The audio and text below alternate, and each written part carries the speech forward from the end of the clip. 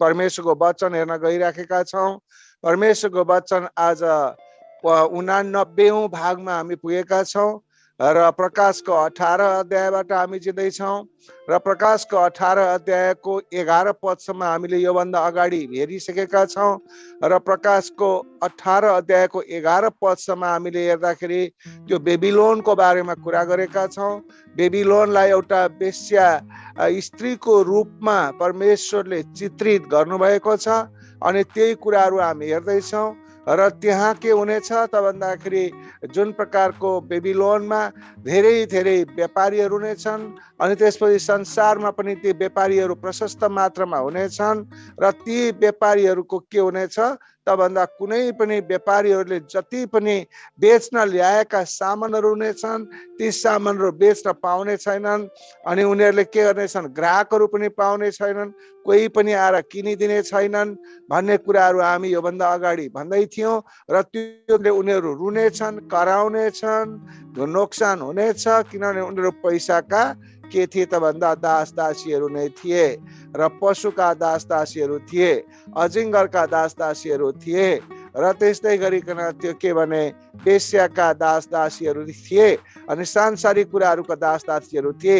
अब त्यसपछि के हुन्छ त भन्दाखेरि हामी हेर्दछौँ 12 पदमा यसरी लेखिएको छ, अर्थात् सुन चाँदी रत्न मोती र मलमलका कपडाहरू, बैजनी कपडा, रेशम र चम्किलो रातो रङका कपडाहरू, सबै किसिमका सुगन्धित काठ, हरेक किसिमका हस्ती हाडका सामग्रीहरू र हरेक बहुमूल्य काठका काँसा र त्यस्तै गरिकन फलाम र सिंहमरमरका पात्रहरू अनि त्यस्तै गरिकन त्यो मात्रै होइन, अरू दालचिनीहरू अनि मसलाहरू, सुगन्धित धुपहरू अनि त्यस्तै गरिकन मुर्रहरू अनि सेतो धुप, मध्य तेल, मसिनो पिठो, गहुँ, गाई भैँसीहरू, भेडाहरू, घोडाहरू, रथहरू, कमाराहरू, कमारीहरू अर्थात् मानिसहरूका आत्मा पनि त्यसमा छन्।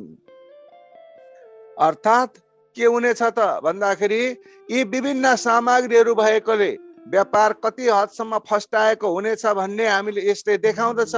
यी सामग्रीहरू जुन यहाँ प्रस्तुत गरिएका छन् यी सबै सामग्रीहरू महँगो महँगो र राम्रो राम्रो सामग्रीहरूको मात्रै लिस्ट दिएको छ। यूहन्नाको समयमा प्राय जसो सामान विलासिताको थियो भन्ने कुरा यशायाको 23 अध्यायले बताउँदछ, इजेकियलको 16को 9 देखि 13 ले पनि बताउँदछ अनि 27 को इजेकियलको 27 को 12 देखि 24 ले पनि यो कुरा पुष्टि गर्दछ। यी 28 प्रकारका सामानहरू छन्। यहाँ यी 28 प्रकारका सामानहरू 7 समूहमा विभाजन गर्न सकिन्छ। तिनीहरू बहुमूल्य धातु वा द्रव्य पदार्थ, वस्त्र, सजावटका सामानहरू, मसला, खाद्य पदार्थ, पशु र यसका उपकरणहरू र मानिसहरू हुन्। भन्नुको मतलब के हो त भन्दा यिनीहरूलाई 7 प्रकारले हामी हेर्दछौँ र तिनीहरूलाई के भने एउटा बहुमूल्य धातु वा द्रव्य पदार्थ, वस्त्र, सजावटका सामानहरू अनि मसलाहरू, खाद्य पदार्थहरू अनि पशु र त्यसका उपकरण र मानिसहरू भन्।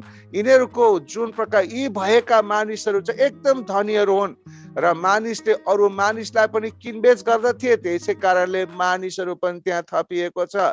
यी सामानहरू जुन अर्थात् 28 प्रकारका सामानहरू छन् अर्थात् 4 सातहरू यहाँ प्रयोग गरिएको छ।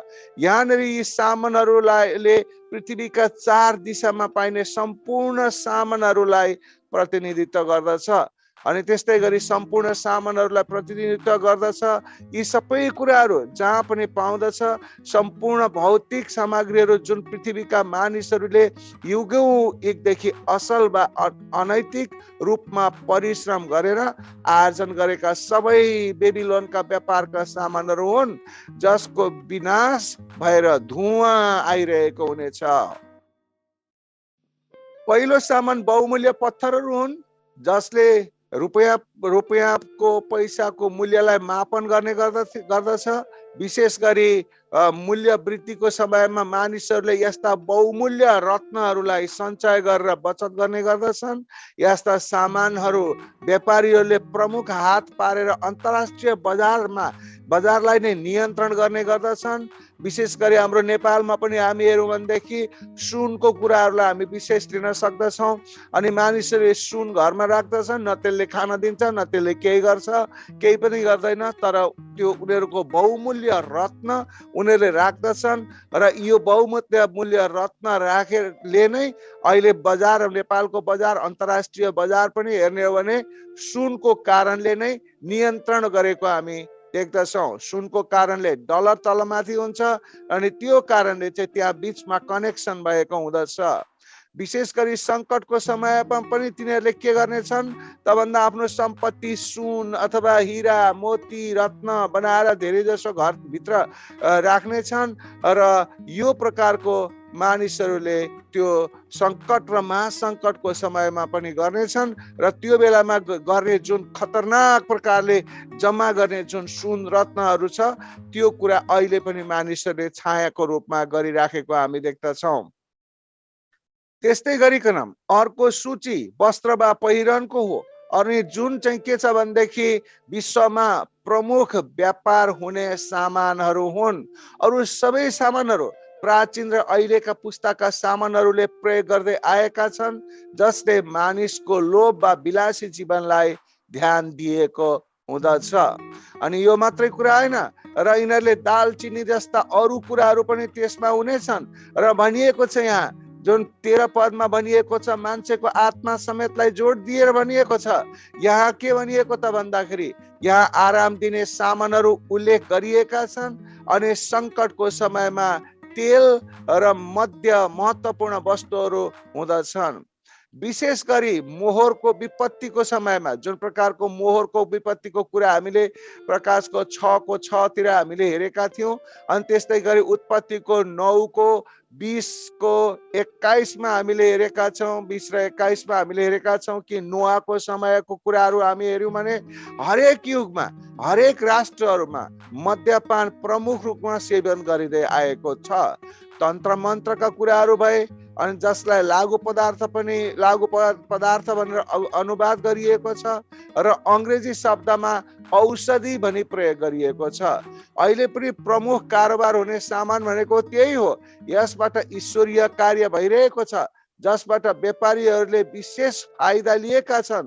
तेल खानलाई मात्र नभएर आधुनिक जगतमा सवारी साधन र उद्योगमा पनि अत्यावश्यक वस्तु भएको कुरा हामीहरूको सामु छँदैछ।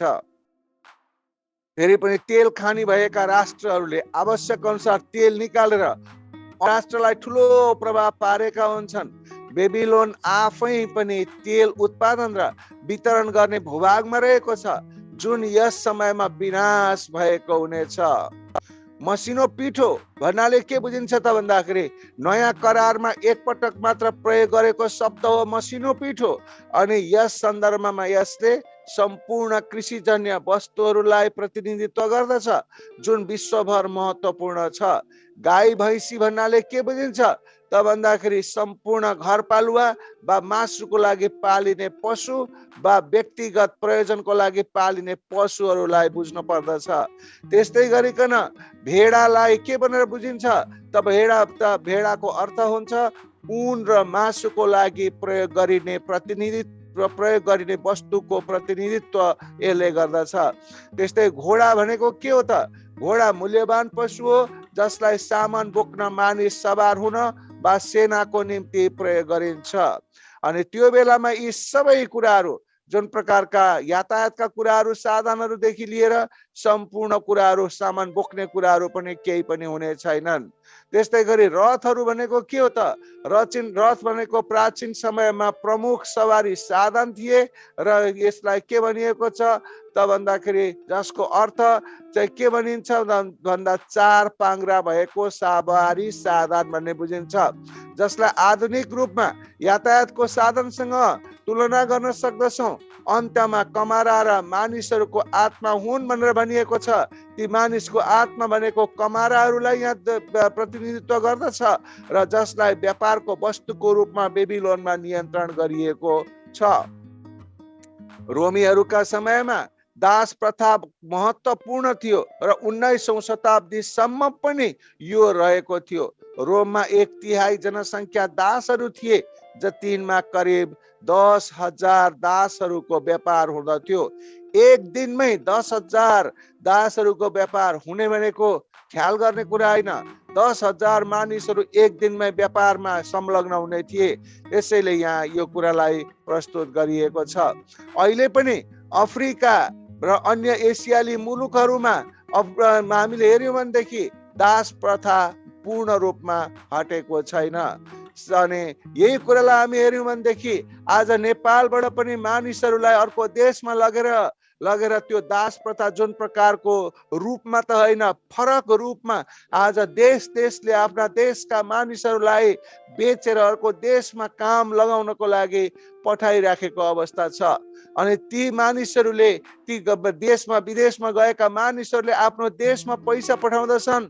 त्यो पैसाले अनि राज्य गर्ने मानिसहरूले मस्ती गरेको कुरा हाम्रो सामु छँदैछ। सायद सङ्कट कालको समयमा यस्तो प्रक्रिया तीव्र रूपमा हुनेछ। कमरा भन्नाले ग्रीकमा के भनिन्छ? त्यसलाई सोमा भनेर भनिन्छ, जसको अर्थ हुन्छ शरीर। शरीर भन्ने अर्थ बुझिन्छ।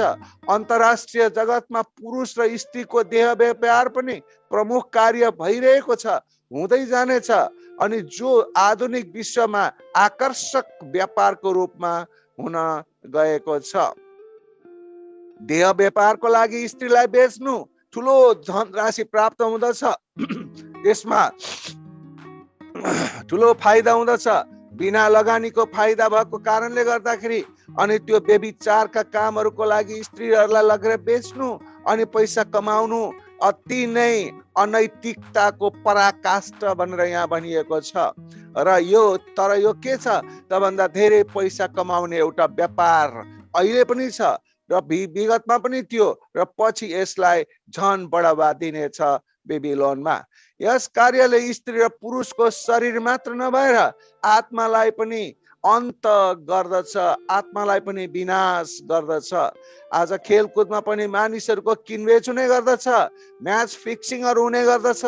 काम र व्यवसायमा मानिसहरूले एक अर्कालाई अधीनमा राखेर दास बनाएका छन्, जसको कारण तिनीहरू जीवनभर संसारको अर्थहीन चक्रमा परेका छन्। आजको अर्थतन्त्रलाई तपाईँले हेर्नुभयो भनेदेखि 60% करका दासहरू छन्। संस्थाहरूमा के भनेको छ? संस्थाहरूमा दासको रूपमा आबद्ध छन्, विलासितामा आदि आबद्ध छन्। अनि जहाजबाट मानिसहरू उम्कन सक्दैनन्, तिनीहरूले जहाजमा लाँदछन्। आज पनि मानिसहरू जानेर नजानेर, बुझेर नबुझेर मानिसहरूको दास हुन चाहिराखेको अवस्था पनि छ। यो सबै अजिङ्गरको कारणले भएको।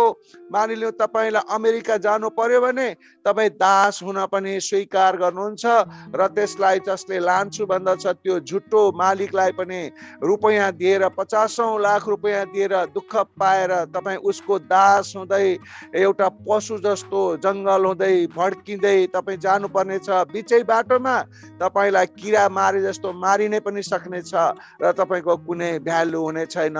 दासको आत्माको जस्तो गरेर जानुपर्ने छ। बेबिलोन यस्तै वेश्याहरूको आमा हो र अन्तको दिनहरूमा त्यसले के गर्नेछ? त्यसको कार्य प्रबल हुनेछ भन्ने कुरा प्रकाशको 9:21 हामीले हेरिसकेका छौँ। तर परमेश्वरको न्याय यस्तो दुष्टतामाथि अचानक र पूर्ण रूपमा पर्ने नै छ। परमेश्वरले त्यस्ता सबै दुष्टहरूलाई, मान्छेका व्यापार गर्नेहरूलाई, देह व्यापार गर्नेहरूलाई, त्यस्तै गरिकन मानव बेचबिखन गर्नेहरूलाई परमेश्वरले के गर्नुहुनेछ? भयङ्कर रूपमा न्याय गर्नुहुनेछ।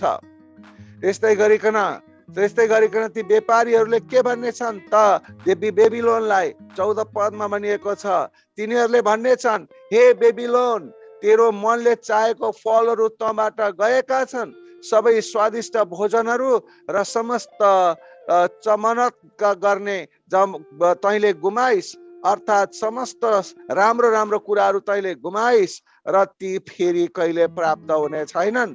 आज बेबिलोनको मानिसहरूले जुन प्रकारको आशा गरेर व्यापार गर्दथे ती सबै समाप्त भइसकेपछि अब उनीहरूले भन्नेछन्, आशा मार्नेछन् अनि उनीहरूले भन्नेछन्, लामो समयदेखि नै पुरुष र स्त्रीले के गरेका छन् त भन्दाखेरि त्यस्ता महत्त्वपूर्ण वस्तुहरू, यस्ता महत्त्वपूर्ण वस्तुहरू अथवा बहुमूल्य भन्न खोजेको बहुमूल्य वस्तुहरूको चाह गर्दै आएका छन्।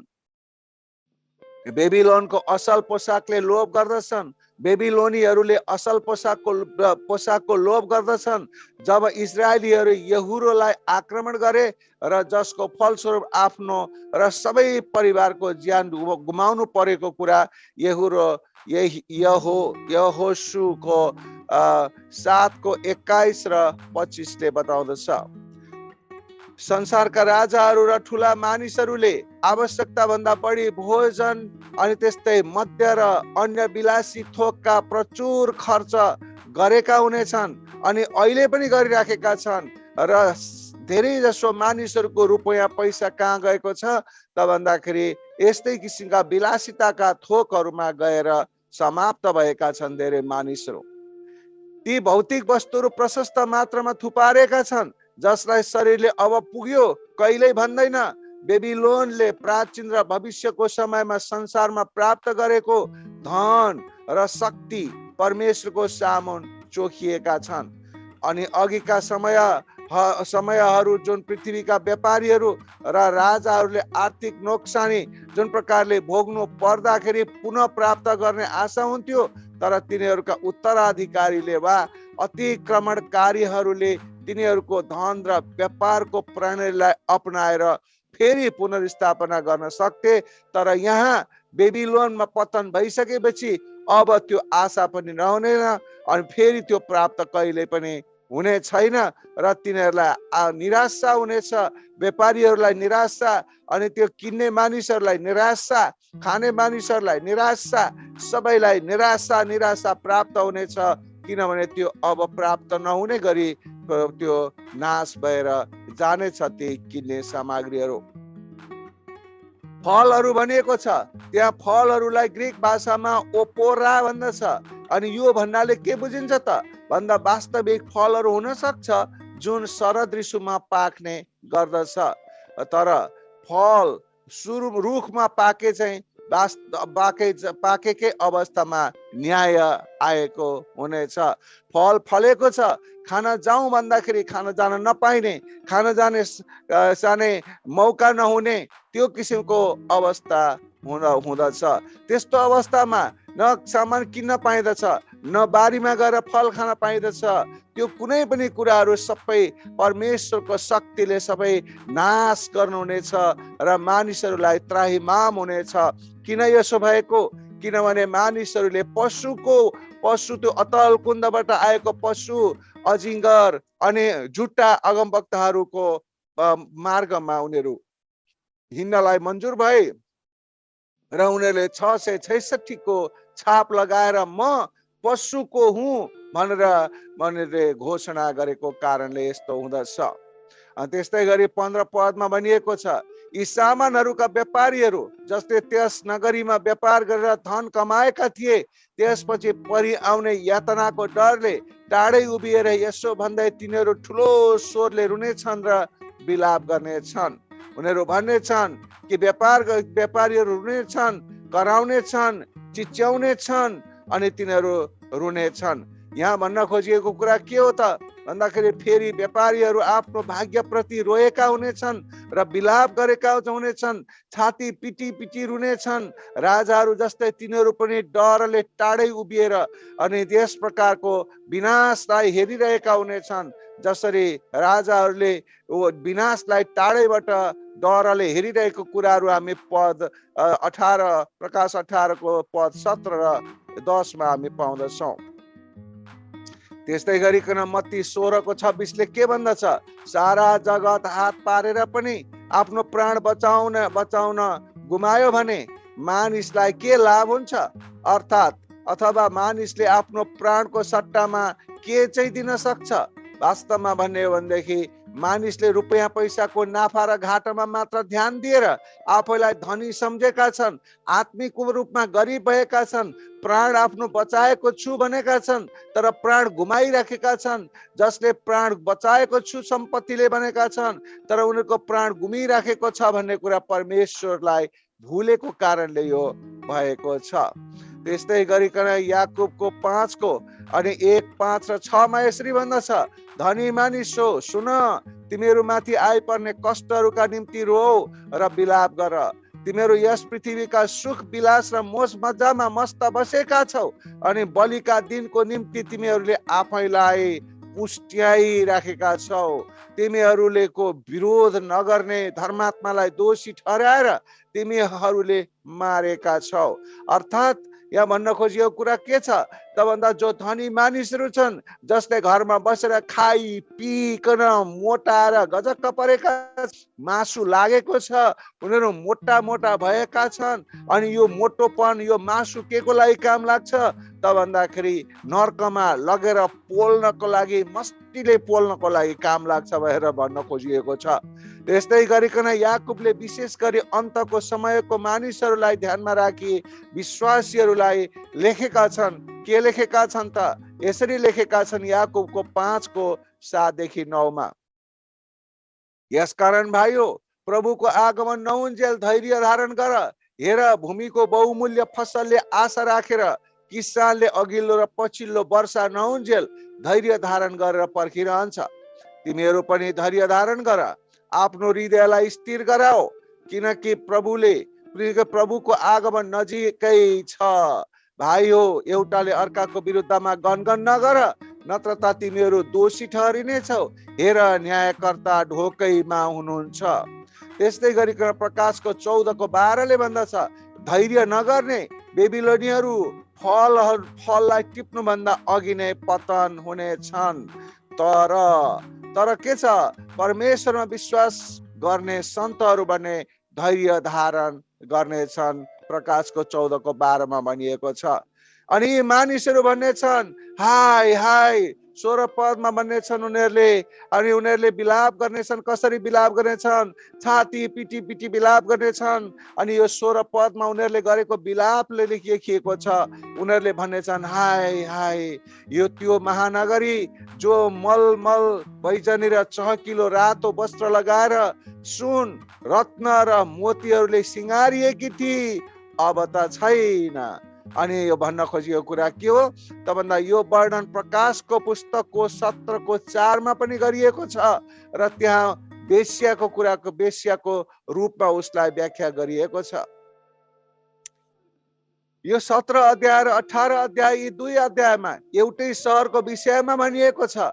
व्यापारीहरूले गरेका काम कुराहरू बेबिलोनको कुरा हो। त्यो व्यापारीहरूले गरेका बिलौना 10 पदका राजाहरूले गरे चाहिँ सुरु र अन्त्य भएको हुनेछ। तर व्यापारीहरू तिनीहरूले वैभव र विलासिता गुमाउनु परेकोले बिलाप गरेका हुनेछन् र आफ्नो विलासिताको सामग्रीहरू नष्ट भएको छ, आफ्नो विलासिताको सामानहरू नाश भएको छ। राजाहरू तब तिल मिलाउने छन्, उनीहरू हल्लिने छन्, उनीहरू रुने छन् र कराउने छन्। तिनीहरू शक्ति गुमाएको कारणले गर्दाखेरि उनीहरू के गरेका छन्? शोकमा डुबेका हुनेछन् भनेर इजकियलको 16 को 23 ले र इजकियलको 28 को 13 ले पनि पुष्टि गर्दछ। यहाँनिर हामीले हेरेको कुरा हाय हाय भनेको के हो त भन्दा ग्रीस भाषामा यसलाई भन्छ ओइ ओइ, लाई धिक्कार पनि अनुवाद गरिएको छ। अनि यसलाई धिक्कार पनि भन्दछ। यस्तो दुःखमा पनि तिनीहरूले पश्चाताप वा पापको विषयमा कुनै पनि महसुस गरेका छैनन्, अथवा त्यो न्याय परमेश्वरबाट हो भनी मानिलिएका छैनन्। परमेश्वरमा विश्वास गर्ने छैनन्, उनीहरूले अझ पश्चाताप गर्ने छैनन्, अझ पशुकैतिर मात्रै लाग्नेछन्, परमेश्वरलाई उनीहरूले श्राप गर्नेतिर लाग्नेछन्। अनि तिनीहरूले धन र शक्तिको लागि मानिसहरूलाई गरेको अत्याचार वा दुर्व्यवहारको कुनै पश्चाताप हुने छैन। पापको शक्ति यस्तो छ कि त्यो आफै न्यायकर्ता हुनेछ, पाप गर्नेछ, न्याय पनि गर्नेछ, घमण्ड गर्नेछ, न्यायाधीश पनि आफै हुनेछन्। तातो फलामले डामेको जस्तै विवेक भएका मानिसहरू भनेर 1 तिमोथी 4 को 2 मा भनिएको छ, जसले पवित्र आत्मालाई दोस्याउने सेवकहरूलाई इन्कार गर्दछन् र जसले पवित्र आत्मालाई जुन प्रकारले दोस्याउँदछ त्यस्ता दोस्याउनेलाई आफ्नो गर्दछन्, आफ्नो बनाउँदछन् भनेर खोजेको र अन्त्यमा उहाँले मानिसहरूसँग सङ्घर्ष छेडिरहनुहुन्छ अनि तिनीहरूमा धार्मिक काम गर्ने इच्छा हुने छैन, न त उनीहरू धार्मिक काम गर्ने इच्छा गर्नेछन् तर उनीहरू दुष्ट हुनेछन्, दुष्ट काम गर्नमै उनीहरू ध्यान हुनेछ, दुष्ट कामहरू दुष्ट गरिरहोस् भनेर प्रकाशको 22:11 बताइएको छ। र दुष्ट काम गर्नेहरूलाई दुष्टै गर्न देऊ, दुष्टतामै भरिन देऊ, दुष्टतामै छोडिदेऊ भनेर परमेश्वरले भन्नुभएको छ। त्यस्तै गरिकन लुकाको 12:20 भनिएको छ, प्रभुले भन्नुभयो, हे मूर्ख, आज राति नै तेरो प्राण तँबाट लिनेछ र जे कुरा तैँले आफ्नो निम्ति थुपारेको छस् ती कसको हुने? अनि यो प्रकारको प्रश्न प्रभु येशूले गर्नुभएको छ। फेरि पनि यसै सन्दर्भमा सपनियाको 1:18 पनि भनिएको छ, परम प्रभुको क्रोधको दिनमा न त तिमीहरूको चाँदीले न त तिमीहरूको सुनले तिमीहरूलाई बचाउन सक्दछ, उहाँको डाहको आगोले सारा संसारै भस्म पारिनेछ, किनकि पृथ्वीमा बस्नेहरू सबैलाई उहाँले अचानक भस्म पार्नुहुनेछ। सपनिया 1:18। अनि तर एक दिन उहाँ त्यहाँ अर्को सहर स्थापना हुनेछ, जसको ढोका रत्नहरूको हुनेछ, सडक सुनौलो हुनेछ, जगहरू विभिन्न मोतीहरूले सजिएको हुनेछ, त्यहाँका बासिन्दाहरू सेतो वस्त्र लगाएका हुनेछन् जो कहिल्यै नाश हुने छैनन्, जसले धिक्कार होइन तर हालेलुया भनी कराउनेछन्। अर्थात् मानिसहरूमा जुन प्रकारका जो मानिसहरूले पशुको होइन, अजिङ्गरको होइन, झुट्टा अगमवक्ताको होइन, तर परमेश्वरको जसले एकोरो रूपमा आराधना गर्दछन्, आत्मा र सत्यतामा आराधना गर्दछन्, परमेश्वरलाई विश्वास गर्दछन्, भरोसा गर्दछन्, तिनीहरूलाई के हुनेछ त भन्दाखेरि त्यहाँ अर्को सहर स्थापना हुनेछ जसको ढोका सुनै सुनको हुनेछ, रत्नै रत्नको हुनेछ, सडक सुनौलो हुनेछ, अनि त्यसमा भएका जगहरू विभिन्न मोतीहरूले सजिएका हुनेछन्। आहा, कस्तो राम्रो सहर हुनेछ, कस्तो राम्रो ठाउँ हुनेछ, कस्तो राम्रो शान्ति हुनेछ।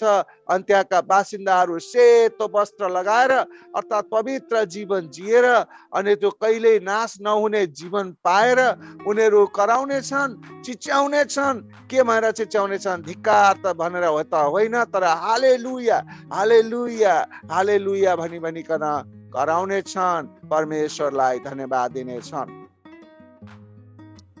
आजको वचनले हामीलाई के भन्दछ त भन्दाखेरि हामी पनि जस्तो सुकै परिस्थिति आए तापनि, अघि पनि भनिएको थियो गीतमा, म पापको बाटो छोड्दछु। हामी पापको बाटो छोड्नु पर्दछ। हामीलाई पापको बाटोमा हिँड्नको लागि परमेश्वरले कदापि बोलाएको होइन। हामी जब पापको बाटोमा हिँड्छौँ यसको मतलब हामी अजिङ्गरको बाटोमा हिँड्छौँ, यसको मतलब हामी अतल कुण्डबाट निस्किएको पशुको मार्गमा हिँड्छौँ, यसको मतलब हामी झुट्टा व्यक्तिहरूको हामी पक्षमा हिँड्छौँ, मार्गमा हिँड्छौँ भने हामी फर्केर कहिले पनि बाइबल हेर्दैनौँ, परमेश्वरको वचनले मानिसहरूले बोलेको कुरालाई हामी जाँच गर्दैनौँ, मानिसहरूकै पट्टि हामी लाग्दछौँ भने हामीलाई धिक्कार हुनेछ। होइन भने यदि हामी पशुको पूजा गर्दैनौँ, अर्थात् हामी अतल कुण्डबाट निस्किएको शैतानको पूजा गर्दैनौँ, अर्थात् हामी अजिङ्गरको पूजा गर्दैनौँ, अर्थात् हामी परमेश्वर झुट्टा अगमवक्ताको त होइन, तर परमेश्वरले लेखिदिएर हामीलाई दिएको वचन नै हाम्रो लागि काफी छ। कसैले नयाँ कुरा भनिरहनु पर्दैन, यही नै नयाँ कुरा हो, यही नै आवश्यकता हो। अनि यसैमा हामी विश्वास गरेर यसैमा भर परेर हामी हिँड्यौँ भने, प्रभुलाई विश्वास गर्यौँ भने हामीलाई के हुनेछ? सदा सर्वदा परमेश्वरले शान्तिमा राख्नुहुनेछ, सदा सर्वदा परमेश्वरले हामीलाई असल ठाउँमा राख्नुहुनेछ। त्यसकारण म सबैजना दाजुभाइ दिदीबहिनीहरूलाई म के भन्न चाहन्छु, के अपिल गर्न चाहन्छु कि परमेश्वरलाई मन पर्ने जीवन हामीले जिउनुभन्दा अर्को कुनै विकल्प हामीलाई दिएको छैन स्वर्गमा जानको लागि, यानि कि परमेश्वरसँग सदा सर्वदा अनन्त जीवन जिउनको लागि, अन्यथा सम्पूर्ण प्रकारका दुःख, दरिद्रता, शास्तिहरू हामीले पनि भोग्नु पर्नेछ। हुन्छ, सबैजनालाई धन्यवाद दिन्छु। आजको वचन ध्यान दिएर सुनिदिनु भएको लागि धन्यवाद दिन्छु। परमेश्वरले सबैलाई आशिष दिनु भएको होस्। जब सबैलाई जय मसीह। God bless you.